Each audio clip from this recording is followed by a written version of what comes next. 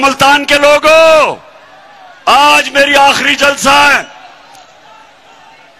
اسلام آباد حقیقی آزادی مارچ سے پہلے میں آج آپ سب کو تیار کرنے آیا ہوں کہ اگر ہماری قوم اب نہیں نکلے گی تو دو غلامیاں کریں گے ہم۔ ایک غلامی امریکہ کی، کیونکہ یہ امریکہ کے غلام ہیں، دوسری غلامی ڈاکوؤں کی جو یہ 30 سال سے ملک کو لوٹ رہے ہیں۔ اس لیے پھر سے مجھے بتائیں کہ آپ تیار ہیں؟ بتائیں تیار ہیں؟ تو میں ملتان، مجھے پتہ ہے گرمی ہے، اور ملتان میں تو اللہ کا گرمی کا خاص ہی کرم ہے، لیکن جب انقلاب آتا ہے تو نہ گرمی نہ سردی نہ بارش۔ انسان جب اپنے ملک کی آزادی کے لیے کھڑا ہوتا ہے پھر وہ اپنی جان پہ کھیلتا ہے۔ اور اگر مجھے گرمی نہیں لگتی میری عمر میں تو آپ تو سب میرے سے چھوٹے ہیں۔ میں نے جب میں ہٹا پرائم منسٹر بن کے تو تب میں نے فیصلہ کیا تھا کہ میں تو اب نکلوں گا سڑکوں پہ، اور میں نے سوچا تھا کہ چاہے مجھے اکیلا بھی نکلنا پڑے تو میں نکلوں گا، کیونکہ میں اپنے اللہ کو، میں جب بھی اپنے اللہ کے پاس جاؤں گا تو میں اسے کہوں گا کہ اللہ میں نے اپنے ملک کے لیے پوری کوشش کی، لیکن مجھے تب اندازہ نہیں تھا کہ ساری میری قوم کھڑی ہو جائے گی میرے ساتھ، اور مجھے یہ بھی اندازہ نہیں تھا کہ اس ملک کی ہماری باشعور اور دلیر خواتین وہ بھی نکلائیں گی، اور مجھے یہ بھی اندازہ نہیں تھا کہ ہمارے اسکول کے بچے بھی تیار ہو جائیں گے، اور پھر ہر شعبے سے، ہر جگہ سے مجھے میری قوم کے لوگوں نے کہا کہ ہم تمہارے ساتھ نکلیں گے۔ پولیس والوں نے، انہوں نے کہا جی ہماری ڈیوٹی ہے لیکن فکر نہ کریں ہمارے گھر والے سارے آ رہے ہیں۔ سول سروس سب سے ڈرپوک ہوتے ہیں، ویسے سب سے بزدل بیوروکریسی ہوتی ہے، انہوں نے بھی کہہ دیا کہ ہماری فیملی آپ کے ساتھ آ رہی ہے، اور ہمارے فوجی ادھر بھی ویسے ہی پنڈی پاس ہے، وہاں سے تو وہی تیار ہوئے ہیں فیملیز آنے کے لیے،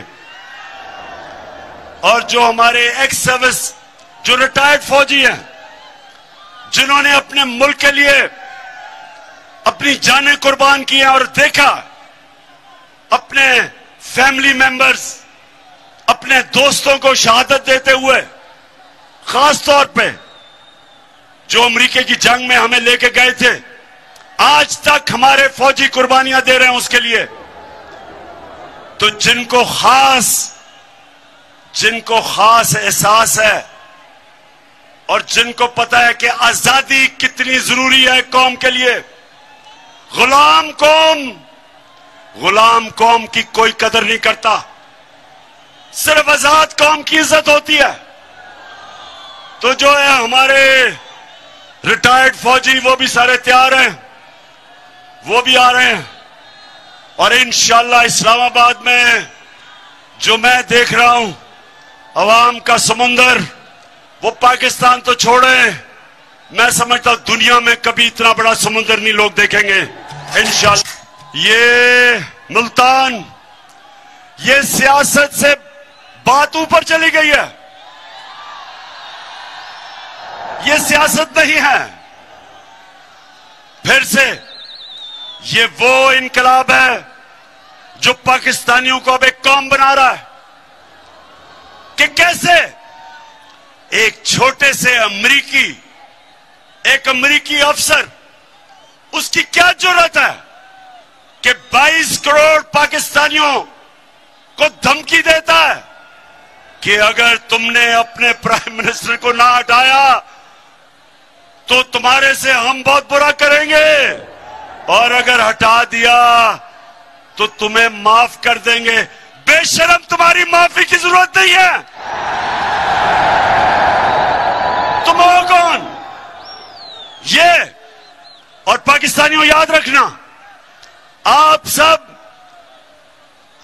محمد مصطفیٰ نبی صلی اللہ علیہ وسلم کے امت ہو. دنیا کی تاریخ کا سب سے عظیم لیڈر نہ کوئی آیا تھا نہ آ سکتا ہے. سب سے عظیم انسان ہم اس کی امت ہیں. ہمیں ہمارا کلمہ ہمیں کہتا ہے کہ کوئی نہیں ہے خدا سوائے اللہ کے. کسی کے سامنے ہم نہیں جھکتے. تم ہو کون امریکی کہ ہمیں دھمکیاں دے رہے ہو؟ کہتے ہو کہ جی روس سے تم گندم نہیں لے سکتے, تم روس سے تیل نہیں لے سکتے, جبکہ وہ 30% کم پہ ہمیں دے رہے ہیں. سوچیں, 30% کم ہاں آپ کو پیٹرول بھی اور فضل الرحمان بھی بیچیں اور گندم بھی بیچیں, لیکن امریکہ سرکار کہہ رہے کہ اجازت نہیں ہے. لیکن ہندوستان, یہ سنیں, ہندوستان امریکہ کا اسٹریٹجک ایلائی ہے. ہندوستان کو انہوں نے کہا جی روس سے تیل نہ خریدو. ہندوستان نے کیا جواب دیا؟ ہندوستان نے کہا ہم ایک آزاد ملک ہیں, ہم روس سے تیل لیں گے کیونکہ ہمارے ملک میں غربت ہے. ہم اپنی عوام کے لیے پالیسیاں بناتے ہیں, امریکی تمہارے لیے نہیں بناتے. ہمارے ساتھ ہندوستان آزاد ہوا تھا اور ان کو دیکھیں غیرت مند فورن پالیسی, اور ہمیں دیکھیں کہ ہمارے پاس کون آیا ہے, چیری بلاسم بوٹ پالش. وہ تو بوٹ دیکھتا پالش کرتا ہے, وہ امریکی دیکھتا ہے تو اس کی کام پہ ٹانگنی شروع ہو جاتی ہے. یہ ہماری قسمت میں بیٹھے ہوئے ہیں. جرت نہیں ہے ان کی کہ پالیسی بنائیں اپنی عوام کے لیے. میں نے ان کو واضح کہا, میں نے کہا دیکھو ہم دوستی سب سے کریں گے, ہم کوئی کسی سے دشمنی نہیں چاہتے, ہم دوستی چاہتے ہیں, لیکن ہم غلامی کسی کی نہیں کریں گے. آپ کی جنگ میں شرکت کر کے, امریکہ کی جنگ میں شرکت کر کے 80,000 پاکستانیوں کی ہم نے قربانی دی. آپ نے ہمارا شکریہ بھی کیا, آپ نے یہ بھی کہا کہ شکریہ پاکستان, ہماری جنگ میں آپ نے اپنے لوگوں کو قربان کیا. ایک دفعہ نہیں کہا شکریہ. ہمارے, اور خاص طور پہ میں آج کہنا چاہتا ہوں کیونکہ میں قبائلی علاقے کو سب سے بہترین آپ سے جانتا ہوں, قبائلی علاقہ ہمارا اجڑ گیا. 35 لاکھ لوگوں نے نقل مکانی کی, ان کے کتنے لوگ شہید ہوئے آپ کو اندازہ بھی نہیں. ڈرون اٹیکس ہو رہے ہیں, ادھر سے بیچ میں پھنسے ہوئے ہیں بیچارے لوگ. سارا ہمارا قبائلی علاقے کے لوگ, کوئی کراچی بھاگ رہا ہے, کوئی نقل مکانی کر رہا ہے. سوات میں 40 لاکھ لوگ سوات سے نکلے. کوئی مجھے بتائے کیوں؟ ہم نے کیا غلطی کی تھی؟ کیا ہمارا کیا قصور تھا کہ ہمارے 80,000 لوگ, ہمارے 6,500 فوجیوں نے قربانیاں دی؟ تو کیا ہماری غلطی تھی؟ ہماری کس سے لڑائی تھی؟ صرف ہماری یہ غلطی تھی کہ ہمارا جو اس وقت کا سربراہ تھا, جب اس کو دھمکی ملی تو اس میں اتنی دلیری نہیں تھی کہ اپنے لوگوں کے لیے کھڑا ہوتا. اس نے گھٹنے ٹیک دیے اور پاکستان کو نقصان کروایا. اس لیے جب انہوں نے میرے سے کہا کہ جناب ہمیں افغانستان کے لیے یہاں بیسز چاہیے, جب انٹرویور نے میرے سے پوچھا تو میں نے اس لیے اس کو ایبسلوٹلی ناٹ اس لیے کہا, امن میں ہمیشہ شرکت کریں گے لیکن آپ کی کسی جنگ میں, پاکستان کسی کی جنگ میں شرکت نہیں کرے گا. کیونکہ مجھے آپ 22 کروڑ پاکستانیوں نے منتخب کیا تھا. میرا کام ہے کہ آپ کی جان اور مال کی حفاظت کروں, آپ کی بہتری کا سوچوں. ہو رہا ہے, آپ نے کبھی مذمت کیا ہندوستان سے؟ آپ نے کبھی کہا ہندوستان سے کہ آپ کشمیریوں پہ ظلم کر رہے ہیں؟ کیوں نہیں آپ بولتے؟ کیونکہ ہندوستان سے آپ کی دوستی ہے. جو فلسطین میں جو اسرائیل کر رہا ہے, جو ان بیچارے لوگوں کی زمینیں لے رہا ہے, جو بیچاری ابھی ایک ان کی صحافی کو دن دہاڑے اسے قتل کیا, کیا کبھی امریکہ میں جرت ہے اس کو اسرائیل کو مذمت کرنے کی؟ کیا یورپ میں جرت ہے؟ تو ہمیں کیوں کہتے ہو کہ ہم آپ کی جنگ میں شرکت کریں؟ ہم آپ کے غلام ہیں. ہم کیا ہیں؟ ہم آپ کے کمی ہیں. ان کو بری عادتیں پڑی ہوئی ہیں. پاکستانیوں ان کو بری عادتیں کیسے پڑی کہ ان کے پاس ان کو کس سے, ایک طرف تھا زرداری اور دوسری طرف نواز شریف, ان دونوں کے پیسے باہر پڑے ہیں. ان کے اربوں ڈالرز اس ملک سے باہر پڑے ہیں. ان کی جائیدادیں باہر پڑی ہیں. ان کو پتا ہے کہ جس وقت انہوں نے ان کو ناراض کیا تو ان کی جائیدادیں وہ ضبط کر دیں گے. جس طرح آج وہ روسیوں کی جائیدادیں اور پیسہ ضبط کر رہے ہیں, ڈرے ہوئے ہیں. یہ پیسے کی پوجا کرنے والے, یہ پیسے کے غلام, اس کی وجہ سے یہ ان کے غلام ہیں. 400 ڈرون اٹیک ہوئے پاکستان میں.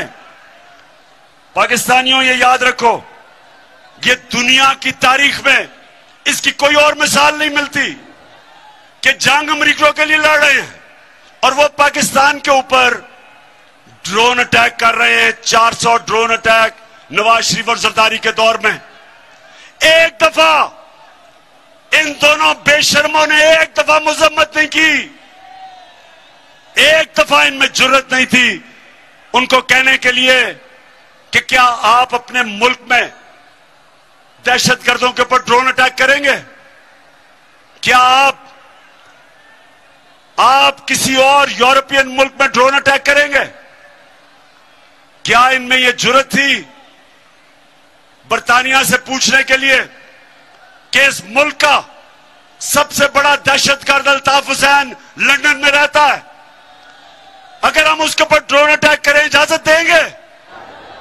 نہیں دیں گے. وہ کہیں گے ہماری عدالتوں میں آؤ, ثابت کرو کہ یہ واقعی دہشت گرد ہے. جب تک آپ نہیں کرو گے عدالتوں میں تو ہم آپ کو کچھ اجازت نہیں دیں گے. ہم بلکہ اس کو جیل میں بھی نہیں ڈالیں گے. تو ہمارے ملک میں 400 ڈرون اٹیک, جب اوپر سے بم پھٹتا تھا 4000 میل دور بیٹھ کے کمپیوٹر کے اوپر بٹن دبتا تھا اور ہمارے قبائلی علاقے میں لوگ مر جاتے تھے. کبھی کسی نے پوچھا کہ کیا واقعی نیچے دہشت گرد تھے؟ اپنے ملک میں تو کہتے ہو عدالتوں میں جاؤ, ہمارے ملک میں خود ہی فیصلہ کرتے ہو کون دہشت گرد ہے, خود ہی قتل کر دیتے ہو. سارے انسانی حقوق کے خلاف, انٹرنیشنل لا کے خلاف, ہر قسم قانون کے خلاف آپ ہمارے لوگوں کو قتل کر رہے تھے. اور 2 ملک کے سربراہ ایک دفعہ ان کے منہ سے یہ نہیں نکلا کہ جی یہ آپ اگر اور دنیا میں کسی ملک میں نہیں کرتے تو ہمارے ملک میں کیوں کر رہے ہو؟ ہم تو آپ کی جنگ لڑ رہے ہیں. اور جو لوگ مرتے تھے ڈرون اٹیکس پہ وہ پاکستانی فوج پہ بدلہ لیتے تھے, ہمارے پہ لیتے تھے.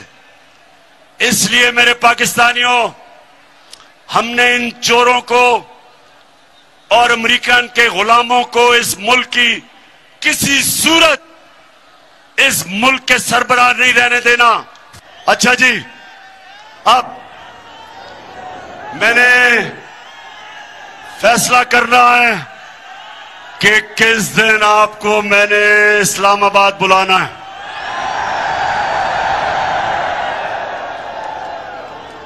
ویسے پھر سے بتا دیں, گھبرانا تو نہیں ہے, गर्मी तो नहीं, जज्बा जुनून है। तो सुने, हमने क्योंकि आज कोई नई डेवलपमेंट हुई है, लोटों को डिस्क्वालीफाई कर दिया गया।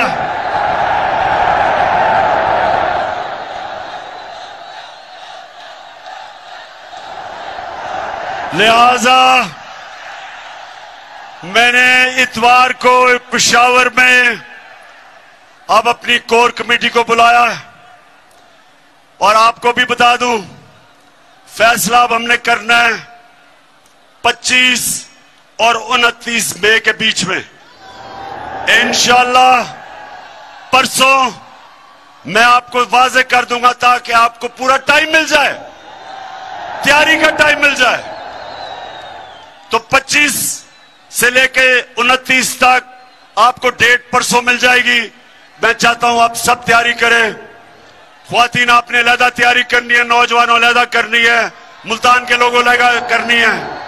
और इंशाअल्लाह अवाम का समुंदर जब आएगा तो हमने सिर्फ एक चीज उनसे मांगनी है, एक चीज मांगनी है, असेंबली जिस दिन कब डिसॉल्व होगी और इलेक्शन कब अनाउंस करेंगे।